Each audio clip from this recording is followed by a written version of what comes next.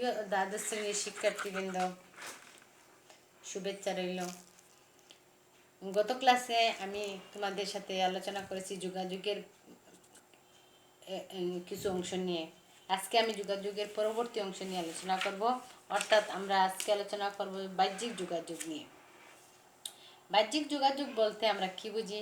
সাধারণত দেখা যায় প্রতিষ্ঠান বা প্রতিষ্ঠানের অভ্যন্তরের কোনো কর্মকর্তার পক্ষ থেকে বাইরের কোনো পক্ষের সাথে প্রতিষ্ঠানের প্রয়োজনে যোগাযোগ করা হলে তখন তাকে আমরা বলি বাহ্যিক যোগাযোগ। অর্থাৎ সংগঠনের বাইরে কোনো পক্ষ বলতে ক্রেতা, সরবরাহকারী, ব্যাংকার, সরকারি সংস্থা ইত্যাদি ভিন্ন পক্ষের সাথে যোগাযোগ করাকে বলা হয় বাহ্যিক যোগাযোগ। আমরা দেখি যে এখানে আনুষ্ঠানিকতার ভিত্তিতে যোগাযোগ, অর্থাৎ পরিকল্পনাভাবিক প্রাতিষ্ঠানিক নিয়ম নীতি মেনে কিছু করাকে বলা হয় আনুষ্ঠানিক যোগাযোগ। আবার আনুষ্ঠানিক যোগাযোগের উপর ভিত্তি করে একে দুই ভাগে ভাগ করা যায়, আনুষ্ঠানিক যোগাযোগ এবং অনানুষ্ঠানিক যোগাযোগ। আনুষ্ঠানিক যোগাযোগ বলতে আমরা বুঝি সাধারণত যে যোগাযোগ সংগঠন কাঠামো কর্তৃক প্রণীত নিয়ম নীতি পদ্ধতি ইত্যাদি অনুসরণ করে সংগঠিত হয়, তাকে বলা হয় আনুষ্ঠানিক যোগাযোগ। সাধারণত দেখা যায় নবীনবরণ অনুষ্ঠানে অধ্যক্ষ কর্তৃক নতুন শিক্ষার্থীদের সামনে কলেজ সম্পর্কে বক্তব্য প্রদান, কোম্পানি কর্তৃক শেয়ার হোল্ডার বরাবর সাধারণ সভার নোটিশ প্রদান ইত্যাদি এ ধরনের আনুষ্ঠানিক যোগাযোগ। আবার অনানুষ্ঠানিক যোগাযোগ আমরা যখন দেখি কোনো নিয়ম নীতি রীতি পদ্ধতি অনুসরণ না করে যোগাযোগকারী এবং যোগাযোগ গ্রহীতার মধ্যকার স্বতঃস্ফূর্ত সম্পর্কের ভিত্তিতে যে যোগাযোগ সংগঠিত হয় তখন তাকে বলা হয় অনানুষ্ঠানিক যোগাযোগ। সহজ কথা আমরা বলতে পারি যে আনুষ্ঠানিকতা না মেনে যখন যোগাযোগ করা হয় তাই অনানুষ্ঠানিক যোগাযোগ। সাধারণত ব্যবস্থাপক তার অবসর সময়ে ক্রয় ব্যবস্থাপকের সাথে চা পানকালে আলাপ করলেন, এটা অনানুষ্ঠানিক যোগাযোগ। শিক্ষক ছুটির আবেদনপত্র নিয়ে অধ্যক্ষের রুমে গেলে অধ্যক্ষ মহোদয় কলেজ বিষয়ে কিছু আলোচনা করলেন, এটাও এক ধরনের যোগাযোগের উদাহরণ। অন্যান্য প্রকার যোগাযোগের মধ্যে আমরা দেখি ব্যক্তিগত যোগাযোগ, ব্যক্তিগত জীবন বা বিষয়বলী নিয়ে দুই বা ততোধিক পক্ষের মধ্যে যখন যোগাযোগ সংগঠিত হয় তখন তাকে বলা হয় ব্যক্তিগত যোগাযোগ। আবার দেখা যায় গণযোগাযোগ, এটা একটা ইম্পর্টেন্ট প্রশ্ন, বা ম্যাস কমিউনিকেশন কি অনেক সময় পরীক্ষায় তোমাদের থাকতে পারে যে গণযোগাযোগ বা ম্যাস কমিউনিকেশন কি।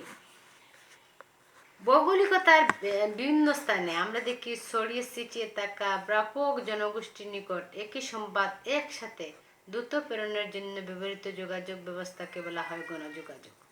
সাধারণত রেডিও, টেলিভিশন, সংবাদ, ম্যাগাজিন, খুদে বার্তা, লিফলেট ইত্যাদির মাধ্যমে গণযোগাযোগ সংগঠিত হয়। এরূপ যোগাযোগ মূলত প্রতিষ্ঠানের পক্ষ থেকে বাইরের ব্যাপক জনগোষ্ঠীর উদ্দেশ্যে প্রচারিত হয়। বাজারে নতুন পণ্য এলো, প্রতিষ্ঠানের পক্ষ থেকে এ ধরনের টিভি বিজ্ঞাপন এরূপ যোগাযোগের উদাহরণ।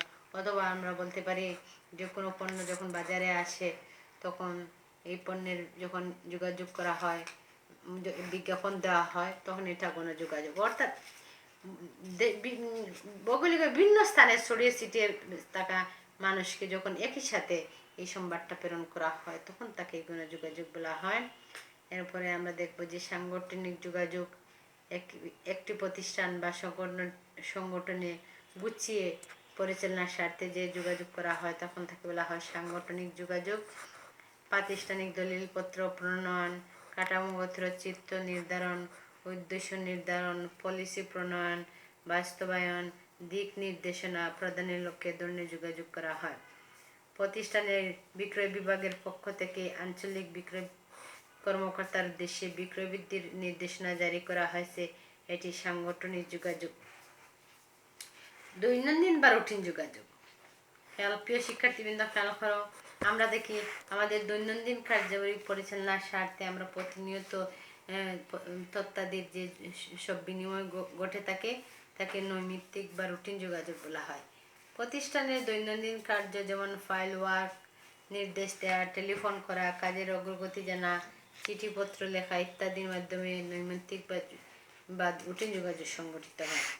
প্রিয় শিক্ষার্থীবৃন্দ, যোগাযোগের প্রকারভেদ তোমাদের জন্য অত্যন্ত গুরুত্বপূর্ণ একটা বিষয়, তোমরা এটা শিখবে। আশা করি আমরা পরবর্তী ক্লাসে যোগাযোগের মাধ্যম বা যোগাযোগের পদ্ধতির আরেকটি প্রকারভেদ নিয়ে আমরা আলোচনা করব। এটা বেশ গুরুত্বপূর্ণ প্রশ্ন। তোমরা এটা আগে আজকের ক্লাসটা খুব ভালোভাবে শিখো, সংজ্ঞাগুলো শিখো। পরবর্তী ক্লাসে আমরা এই পরবর্তী নিয়ে আলোচনা করব। পরবর্তী যোগাযোগের প্রকারভেদ আর কিছু যোগাযোগ আছে, যেমন শাব্দিক যোগাযোগ, শব্দ বহির্ভূত যোগাযোগ, এগুলো নিয়ে আমরা আলোচনা করব। সবাই ভালো থেকো। আজকের মতো এখানেই বিদায়।